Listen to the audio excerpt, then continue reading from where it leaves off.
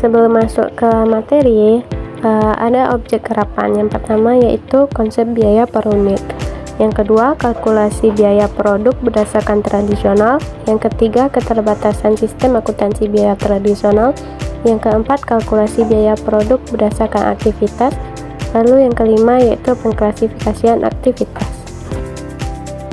Nah, materi yang pertama yaitu ada konsep biaya per unit. Biaya per unit adalah jumlah total biaya yang dikeluarkan untuk menghasilkan satu unit produk atau jasa. Komponen utama biaya per unit meliputi: yang pertama ada biaya bahan baku, yang kedua ada biaya tenaga kerja langsung, dan yang ketiga ada biaya overhead pabrik. Biaya bahan baku yaitu biaya yang terkait dengan bahan langsung yang digunakan dalam produksi. Sedangkan biaya tenaga kerja langsung adalah upah pekerja langsung yang menghasilkan produk.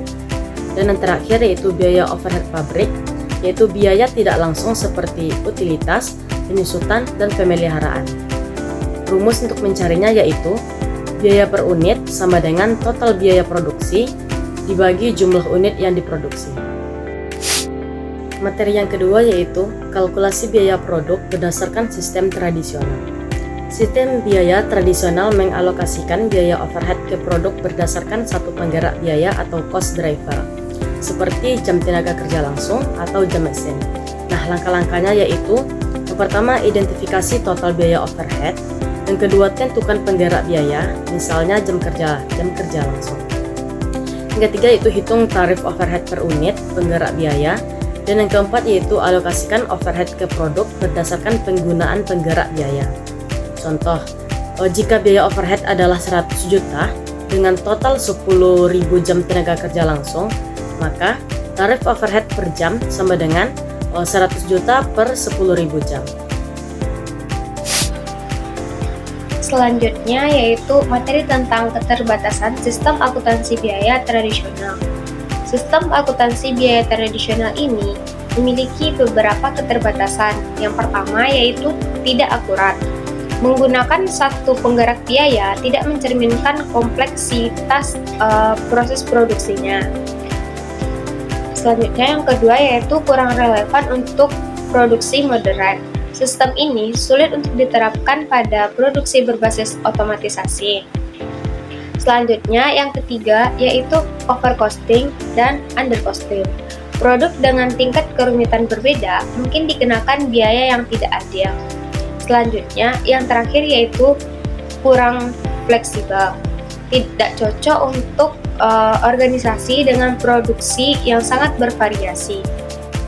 Materi selanjutnya yaitu kalkulasi biaya produk berdasarkan Activity Based Costing atau ABC. Activity Based Costing adalah metode akuntansi biaya yang mengalokasikan overhead berdasarkan aktivitas nyata yang mengonsumsi sumber daya. Langkah-langkahnya yaitu yang pertama, identifikasi aktivitas utama dalam proses produksi.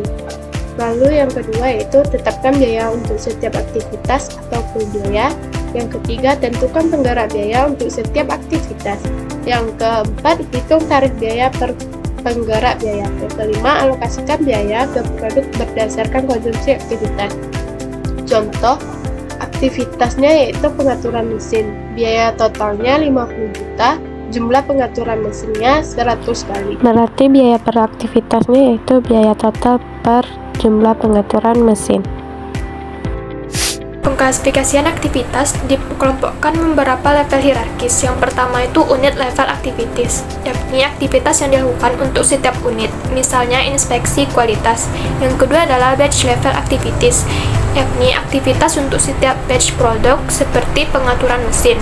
Yang ketiga adalah product level activities, yakni aktivitas yang mendukung produk tertentu seperti desain produk. Yang selanjutnya adalah facility level activities, yakni aktivitas yang mendukung seluruh fasilitas seperti pemeliharaan gedung.